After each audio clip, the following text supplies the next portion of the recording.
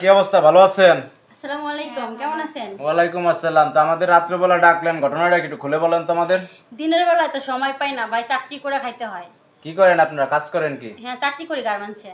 ও, garments চাকরি করেন, এই সাবার বাই ফেলে? হ্যাঁ। তো যাই হোক, এখন কি ব্যাপার একটু খুলে বলেন আমাদের। খোলা বলার মধ্যে আমাদের দুই বোনেরই বিয়ে হয়ে গেছিল। হুম। তো ভাগ্যক্রমে দুই বোনেরই ছাড়াছাড়ি হয়ে গেছে। মানে দুই বোনের ডিভোর্স হয়ে গেছে? হ্যাঁ, ডিভোর্স হয়ে গেছে। তো এখন আবার নতুন করে কি পাত্র খুঁজতেছেন নাকি? হ্যাঁ, আমরা চাচ্ছি আপনাদের মাধ্যমে যদি ভালো কোনো পাত্র পাইতাম। আমরা তো মধ্য ফ্যামিলি, আমাদের আহামরি টাকা পয়সা নাই। যদি ভালো মনের কেউ আসতো আমাদেরকে, আমাদের দুই বোনেই আমরা নিয়ত করছি আর কি।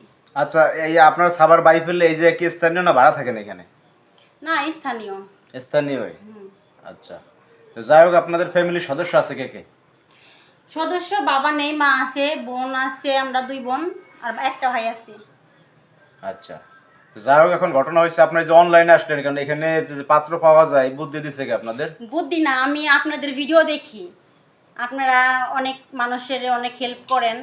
আপনাদের খোঁজ খবর নিলাম, দেখলাম, শুনলাম, জানলাম, পরে হচ্ছে আপনাদের নাম্বার নিয়ে পরে ফোন দেওয়ার পরে আসলাম আপনাদের। আচ্ছা আচ্ছা। মানে আমাদের পেজের অনেক প্রতিবেদন দেখছেন আপনি, অনেক ভিডিও দেখছি। এরপর হচ্ছে আমাদের সাথে যোগাযোগ করছেন। যাই হোক, সমস্যা নাই। এখন বিষয়টা হচ্ছে কি ধরনের পাত্র আপনারা খুঁজতেছেন একটু বলবেন? এখন পাত্র বলতে আমার বোন তো ছোট, ওর জন্য একটু কম বয়সী হইলে ভালো হয়, কিন্তু ভালো মনের হতে হবে। আচ্ছা। চেহারা বড় কথা না, একটু ভালো মনের, যেহেতু আমরা একবার কষ্ট পাইছি।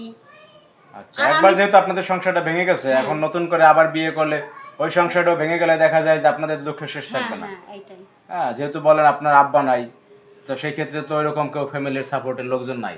হ্যাঁ। আচ্ছা, এখন অনেক সময় দেখা যায় কি আমাদের ভিডিওগুলো অনেক প্রবাসী ভাইরা দেখে, দেশের বাহির থেকে দেখে অনেক লোকজন, তারা কমেন্টস করে পাত্র পাত্রী খোঁজে। মানে এই ধরনের পাত্র হইলে বিয়ে করবেন প্রবাসী ভাইদের?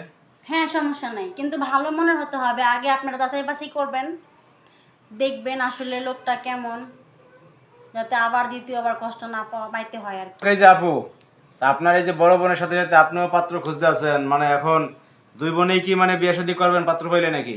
হ্যাঁ ভাইয়া, দুই বোনে একসাথে বিয়ে করার ইচ্ছা আছে। বুঝতে পারছি। তা আপনার বিশেষ কোনো চাওয়া পাওয়া আছে, মানে কি ধরনের পাত্র আপনি চান? হ্যাঁ, অবশ্যই আমার মনের মতো হইতে হবে। কালো হোক সমস্যা নাই, কিন্তু মনটা ভালো হইতে হবে, যে আমার খেয়াল রাখবে, যত্ন করবে সব দিকেই। মানে আমার না চাইতেই বুঝতে পারবে যে আমি কি চাই, এরকম একটা ছেলে চাই। কালো বুঝতে হোক পারছি। সমস্যা নাই, স্মার্ট হইতে হবে।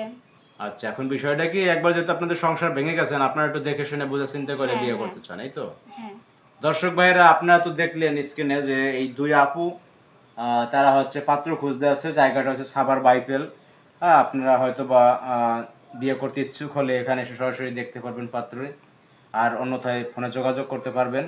যদি ইচ্ছুক ব্যক্তি থাকেন আমাদের সাথে যোগাযোগ করবেন, আমরা নাম্বার দিয়ে দেবো, প্রয়োজনে কথা বলে আপনারা দেখতে পারবেন পাত্রী।